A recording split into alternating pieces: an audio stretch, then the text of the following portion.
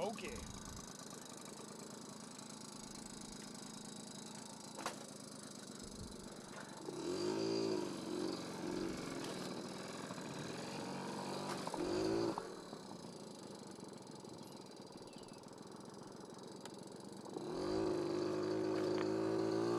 Okay, after adjusting the throttle cable for what seemed like forever, well, actually it wasn't that bad, but let's take it out for a ride. Drop off some mail. Drop off some scooter parts.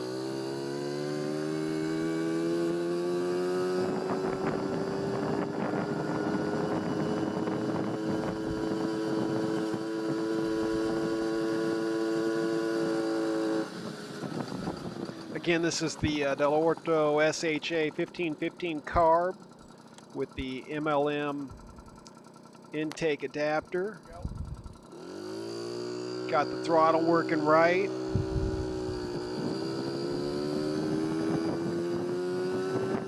And just cruising down to the post office on the 1981 Honda nc50 Express.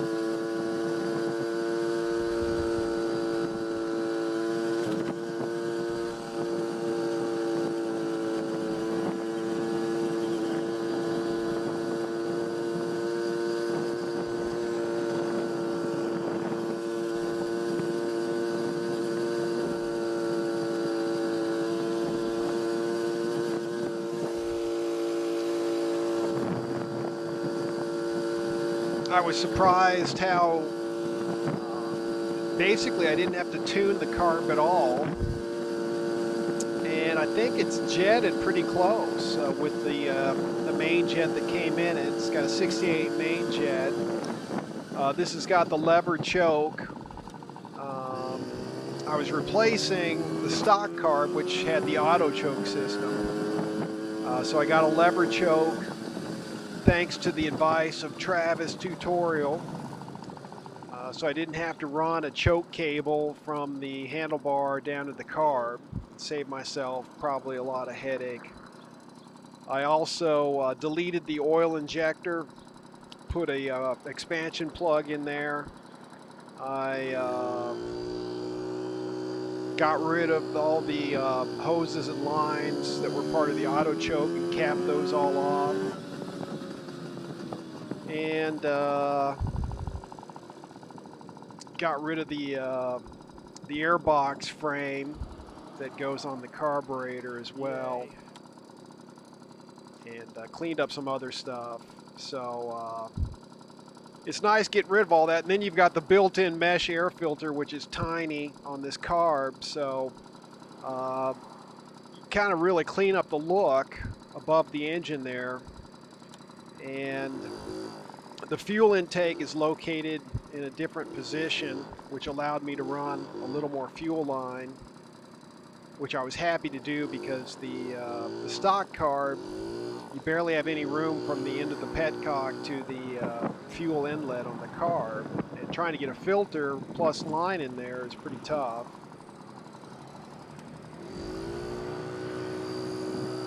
So actually, I think they sell these jets. This is a 68. I think I can go to a 66 or something like that. It's like an increment of 2. So I would think if I was going to do anything, I could do that, but I probably won't. And the Dellorto carb,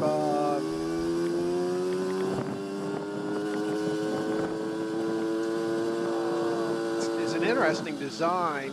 It doesn't have really a needle jet, I don't think, at least not one that you can adjust. So I guess one way to look at it is there's less hassle, especially if it works out of the box. So I was really impressed with basically slapping this on, doing some throttle cable adjustments, and away you go. I know you can get some clones of this carb that are a little more tunable for $25–30, which is something I might look into later. But I'll wait for the next treat sale and get another intake adapter and put this same or similar carb on my other Honda Express.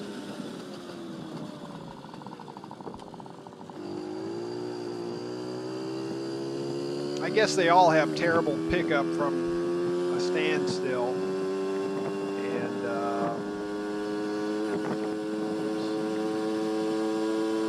but once you get up to 10 or 15, it kind of digs in and goes, as you can tell. I got to get some mirrors. Mirror, or at least I have one mirror. Speedometer's missing its glass. I got to adjust the brakes. New back tire, new tube, rear turn signal lens, and this is pretty much done.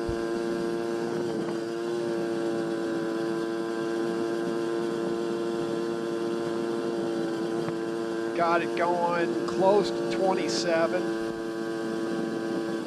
which, you know, for no engine work, you know, just basically replacing the carb, that's pretty impressive. If you saw my other video where I did the first start on this thing, it was running like total crap.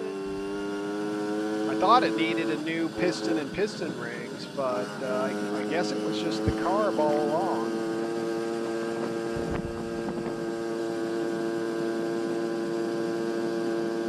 One thing on this Dellorto carb is the shim that goes around the intake. You have to put a different shim, and it comes with that. The shim was like impossible to get out. I don't know if it kind of adhered to the inside of the carb or what, but that was a real pain. A little disappointed with that, but oh well. Got her running. Right up here, I thought I had a soft seize. Let's listen. Right there. What was that?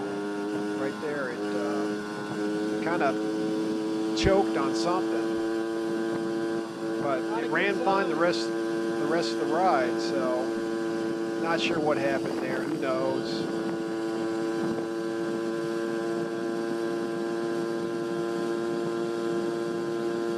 I think it was 4-stroking.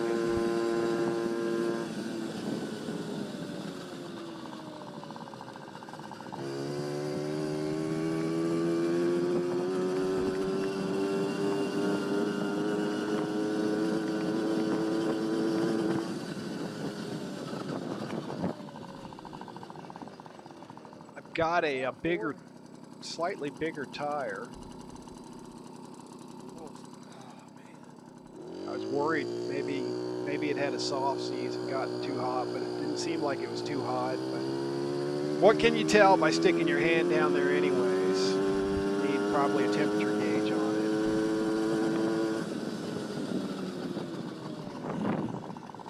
Let's get a run at it. We've got a little speed gauge up ahead. The speedometer's a few miles an hour fast.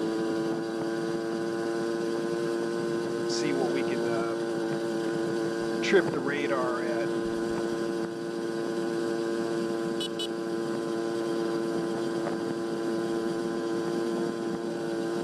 Come on, come on.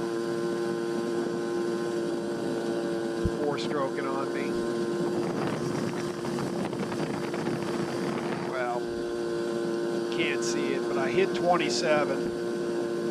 And actually, as I go further down, it felt like it picked up even more, but right here you can hear the RPMs go to a higher pitch.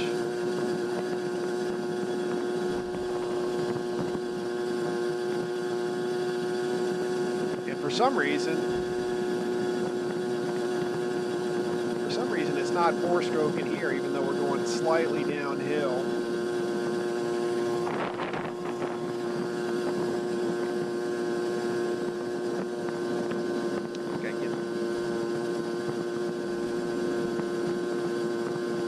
Well, as I was telling my friend, there's no greater thrill than taking a bike that these guys are looking at me like, what the heck are you doing, man? they wish they could be me, that's all. For that brief moment, they're like, man, I wish I was that guy. Riding around on that car. I wish I was him. He's got everything I want. Anyway, I don't forget what I was talking about. But four-stroking in general, I came to this conclusion after a little bit of thought. I've always read that a well-jetted engine will four-stroke at full throttle under no load, which usually means going slightly downhill. And I was thinking to myself, well, of course the thing you don't read is why. So I was wondering, well, why is that the case if it is the case? She's a runner, all right. Yes, she is.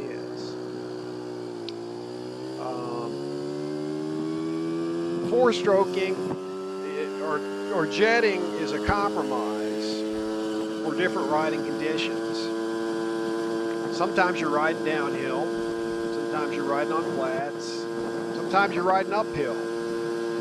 Catching traffic.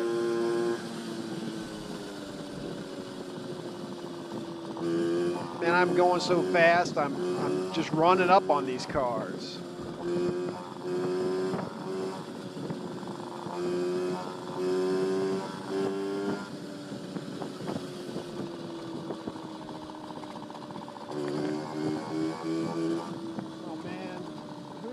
Behind. Come on, Grandma. Yeah, that's it. Turn. Yeah. Anyhow, sometimes you're riding against the wind. And you're usually, on these things, riding the thing full throttle, so you don't have anywhere else to go. Jetted it so that it four strokes at full throttle under no load. Then when you're at full throttle under some load, like going uphill or going against the wind, you've tuned your engine so that you've got a little extra gas. And that little extra gas will help you and help it when it's under more of a load.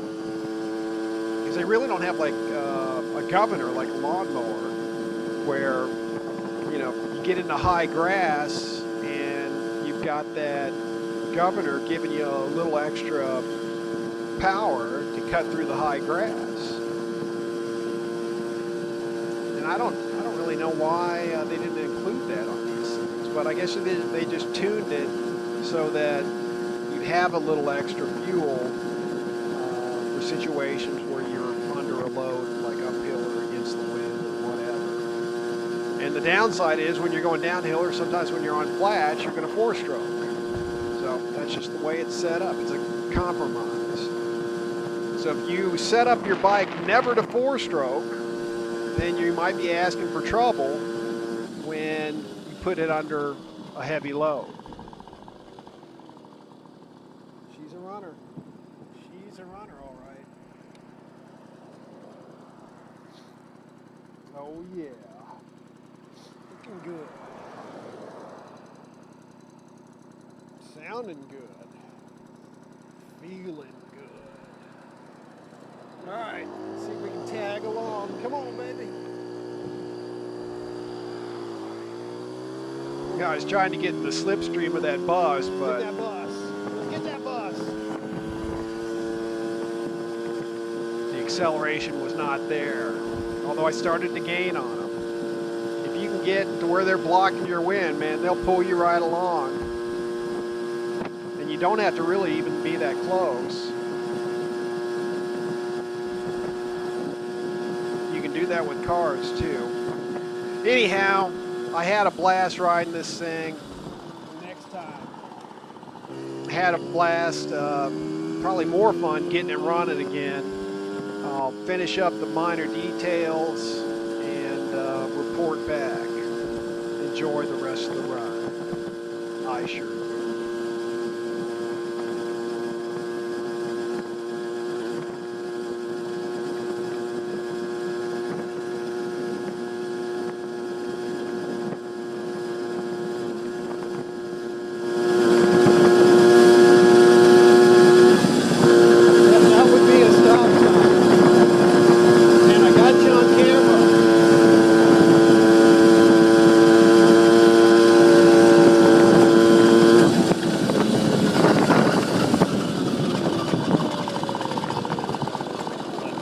go because he's going to run me over.